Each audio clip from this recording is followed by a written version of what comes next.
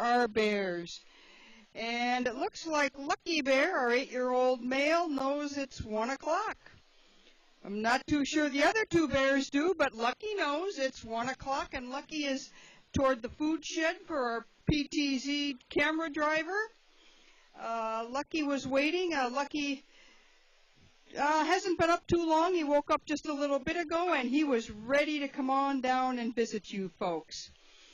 And now they're looking for Holly and Honey Bear.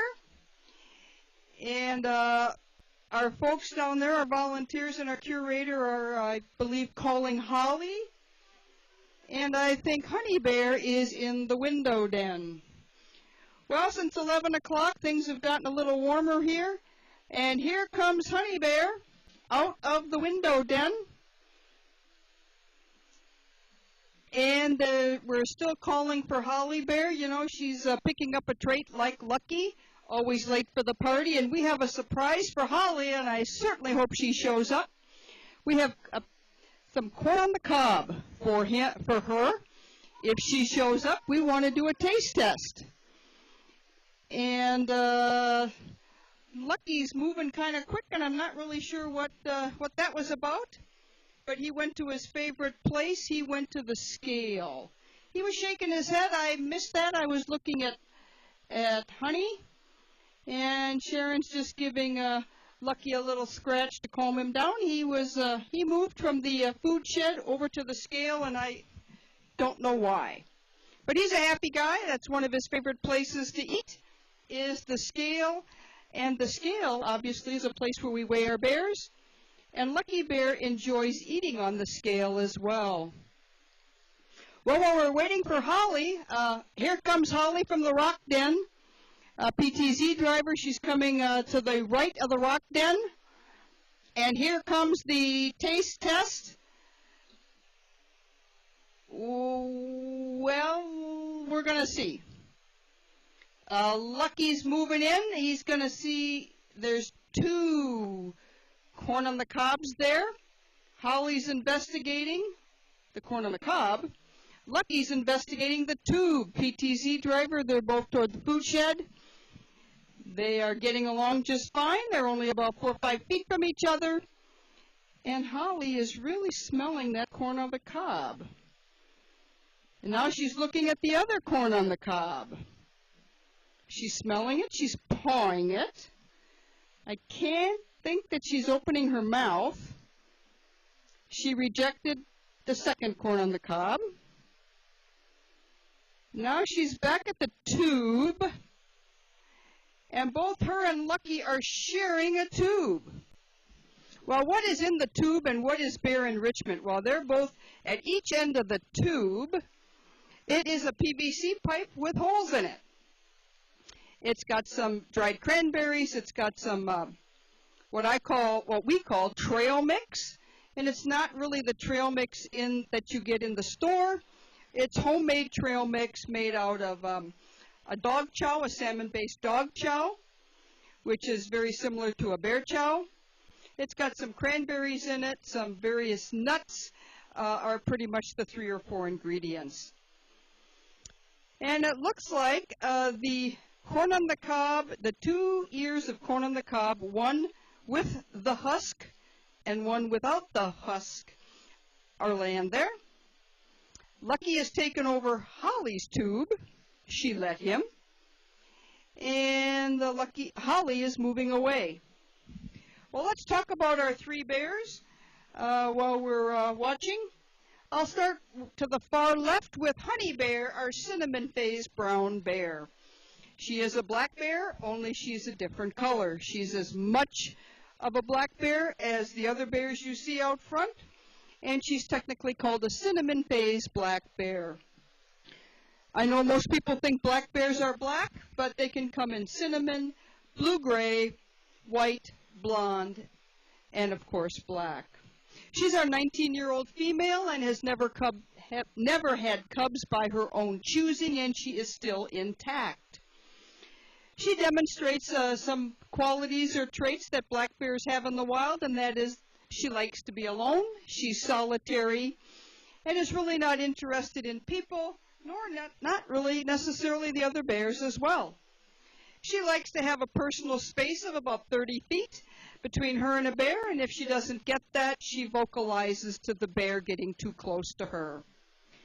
She's about 2 or 3 shades of brown right now, and down her spine you will see that she has last year's winter coat. That's the light color down her spine, and she's going to actually go into hibernation with that dark brown color. People ask if we brush them. We don't. She will get rid of that last year's fur by either going in the pond, and you might see tufts of light brown hair floating on the top, or the trees and the bushes in our 2.5 naturally wooded acres. The twigs and the bushes and the tree branches pull that off. Lucky Bear is the bear in the center. He's our 8-year-old neutered male, and he came from the state of Wisconsin, and he was born of a wild mother. At a very young age, we believe he was taken from his mother. We're not too sure how. He was found wandering in a neighborhood, taken to a rescue facility in Wisconsin in 2007, and he was deemed non-releasable from the rehab facility. There's not many options when they're deemed non-releasable, and that is euthanasia or find a forever home. We became Lucky's forever home in July of '07 as a 20-pound cub. He's now about 420 pounds and a handsome fella to boot. He also is very curious. He is a joy to work with, and he has become friends with Holly Bear. Holly Bear is the bear on the far, far right toward the fence, and she is the smallest of the 3 out. She is also a wild-born bear from the state of Arkansas. She was found wandering and picked up by a family, and they were going to raise her in a family environment, and of course that's not something we would want you to do. The authorities found out about that and confiscated her. She too went to a rehab facility in Tennessee, deemed non-releasable, and we became her forever home in December of 2013. Holly Bear is a feisty 2-year-old. She's got a lot of energy, very curious, and one of the qualities that sets her apart from the others, not only because she's 2, but she's also the most vocal of all our bears. Whenever she doesn't get what she wants, or what we're not doing the way she thinks we should do it, she vocalizes and lets us know. She also vocalizes when she wants to play with Lucky and he says no. She can be somewhat persistent, and Lucky has to put his paw down and say, "Nope, I'm not playing." And he just looks at her, and she knows the look of, "I've had enough, no more play." Well, our goal here at the North American Bear Center is to dispel myths and misperceptions about black bears, and we try to do that in these 2.5 acres that we have here in front of you with our pond and waterfalls. And once you see the tree line, after the tree line, it's all woods, and natural woods to boot. We also have some bear foods in the 2.5 acres, such as blueberries and raspberries, and choke cherries and pin cherries, when they are in season, but it is not enough to sustain our bears. So we become their major food source. I suspect today, for those of you that are listening worldwide, the temperature has risen to about 77 degrees. But more than the temperature, it's getting pretty humid out. I suspect we might see some of our bears in the pond later today. As I said, they are changing their coats from winter coats to summer coats, and Lucky and Holly do have their summer coats on. But still, in the sun, a black bear can warm up very quickly. So I suspect we might see some of our bears in the pond today. Our pond in the middle is approximately 6 foot deep, so you do get to see their swimming skills because black bears are exceptional swimmers, and they use the water, lakes, and streams for a method to cool off. One of the things that campers in the boundary waters always think about is, well, if I camp on an island, bears can't get to me. Oh, yes, they can if they want to. They can swim, and black bears have been known to swim as much as a mile at one time. So yes, black bears can swim to your island if you are camping on an island. And that's just a little tidbit for those of you that are going into the boundary waters. That just reminds you to keep a clean campsite, not only to keep the bears away from your campsite, but as a camper, we do want to keep it clean for the next campsite and for Mother Nature as well. We do have over 60 videos of about every aspect of a black bear's life here in our exhibit hall, with numerous videos and exhibit written word and pictures right below it for you to learn. It's a self-guided tour. You can pick any topic you want to learn from. And don't forget to visit our Northwoods Ecology exhibit hall. At the end of the building, you'll see Mr. Moose in a snow scene. And in that room there, you will see examples of a variety of other animals that a black bear may encounter here in the Ely Woods. We also have 3 touch screens that you can use that are interactive for you to learn more about those animals in the Northwoods Ecology Hall. We have a variety of native snakes, non-poisonous, and frogs that you can look at, a painted turtle, actually 2, and we do have a large aquarium with local fish. We will be feeding our fish in the aquarium later today. Just listen for announcements about the time of the fish feeding.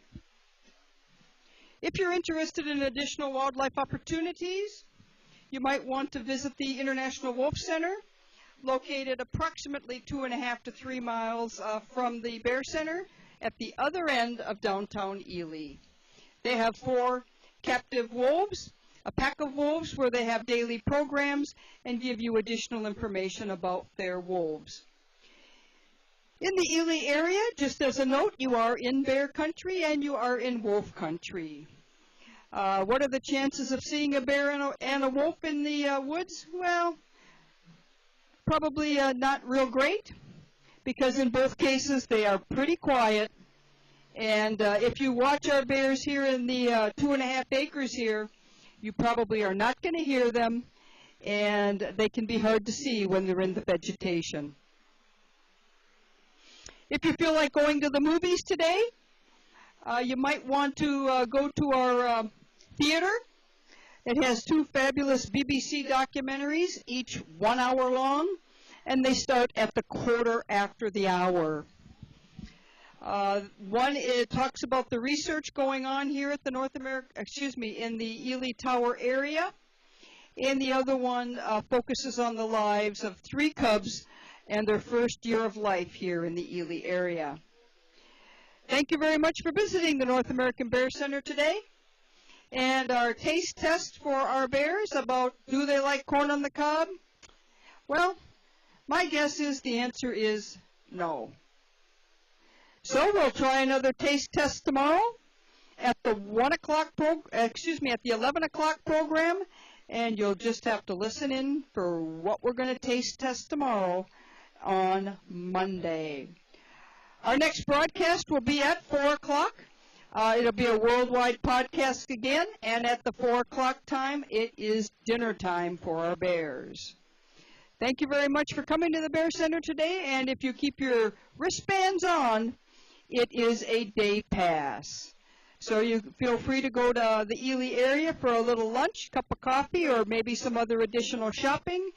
And we have our bear curator in the large enclosure. She moved those corn on the cobs. She put them in the 2.5 acres for some other critters, and we have other critters in the 2.5 acres, such as chipmunks, squirrels, and bunny rabbits can all make it in the 2.5 acres, as well as birds of all kinds or ducks. Thank you very much for joining us, and if you have any questions, feel free to ask one of us with a red vest or a gray vest on. Thank you very much.